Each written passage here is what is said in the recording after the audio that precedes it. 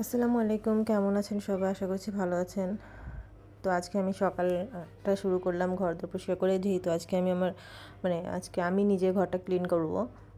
আজকে আর বুয়াকে দিয়ে করাবো না, কারণ তাকে আমি কাপড় ধুতে দেবো, সে কাপড় ধুয়ে দেবে। সেই জন্য সকাল সকাল উঠে গেছি, এটা বেলকনিটাও ক্লিন করলাম, বাবুর পড়ার টেবিলগুলো সব গুছিয়ে নিয়েছি।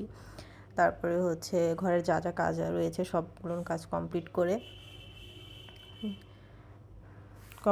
সবগুলোর কাজ কমপ্লিট করে নিয়েছি, যেহেতু বাবুকে আনতে যেতে হবে সেজন্যই।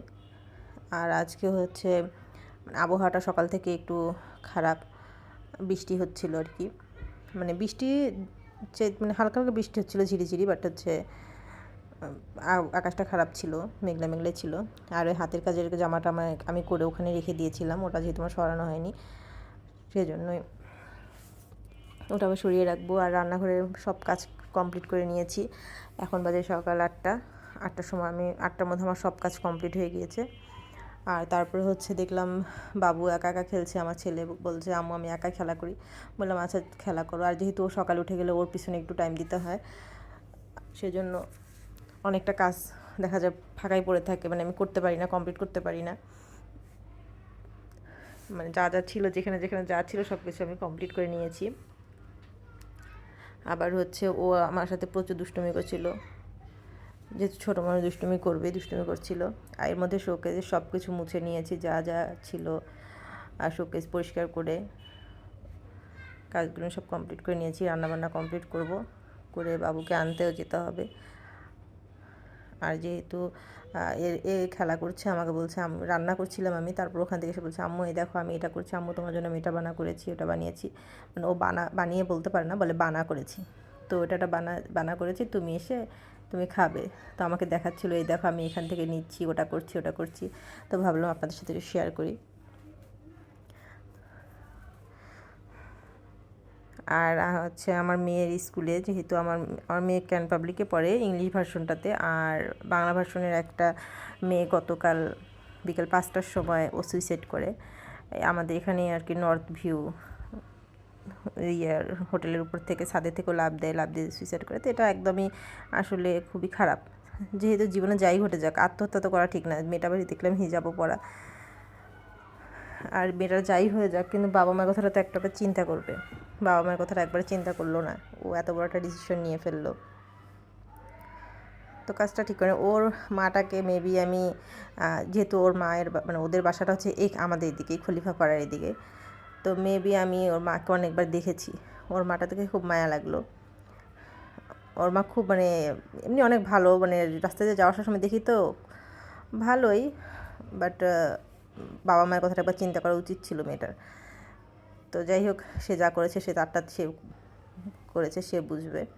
কিন্তু আসলে কি মাথায় ওটা ঢুকে গেছে, তো এখন মাথা থেকে ওটা যাচ্ছেই না যে একদম এখানকার একটা মেয়ে, কেমন যেন আর কি, যাই হোক লাগছিলো। মাথায় আমার একদমই ভালো লাগছে না। যেহেতু আমি সকালে থেকে একদম রেস্ট করিনি, সেহেতু মাথাটা কেমন যেন চাপ দিয়েছে। আর এটাও দুই ভাই বোন খেলা করছে, ওই স্কুল থেকে আসার পরে খেলা করছে, তাই ভাবলাম ঠিক আছে একটু ভিডিও করে নিই। ওরা অল টাইম দুষ্টামি করে, খেলাধুলা করে, দুই বোনের মারামারি আছে, দুষ্টামি করবে। আবার হচ্ছে আমিও যদি বলি যে এটা তোমরা থাকো আমি একটা কাজ করি, দেখা যাবে ওর মধ্যে যে এমন দুষ্টুমি করে রাখবে যে আসলে বলার বাইরে, সব কিছু এলোমেলো করে। এটা ভালো, কারণ এখন এই সময়টা তো করবে, বড় হয়ে গেলে তো আর এগুলো করবে না। দেখেন ও একে টেনে নিচ্ছে, দেখে হাসিও পাচ্ছে।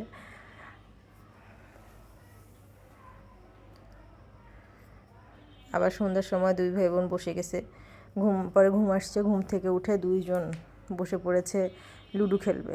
বললাম পড়তে বসাবো, আবার ভাবলাম যে আচ্ছা থাক, কন্টিনিউয়াসলি মেয়েটা আমার পড়ে গেছে, এক্সাম যেহেতু হচ্ছিল, অ্যাসেসমেন্ট, তো ও পড়ছিল। আর আজকে ভাবলাম যে ঠিক আছে একটু কম পড়ে, যেহেতু কালকে কোনো অ্যাসেসমেন্ট নেই, ওদেরকে দিয়ে আমি একটু কোরআন পড়তে আসছি।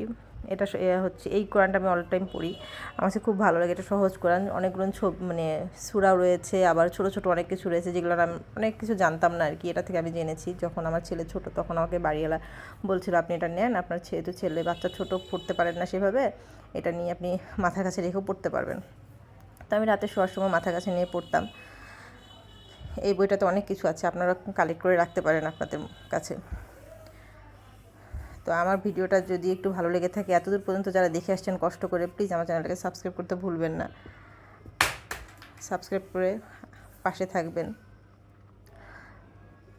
আর আপনাদের ভালোবাসা অনেক প্রয়োজন আমার।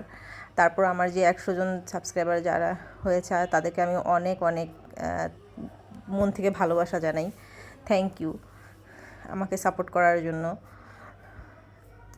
তো আপনাদের যদি এই কোনো এই বইটা যদি আপনারা নিতে পারেন, অনেক ভালো, অনেক অনেক কিছু জানতে পারবেন, সবসময় নিয়ে পড়তে পারবেন।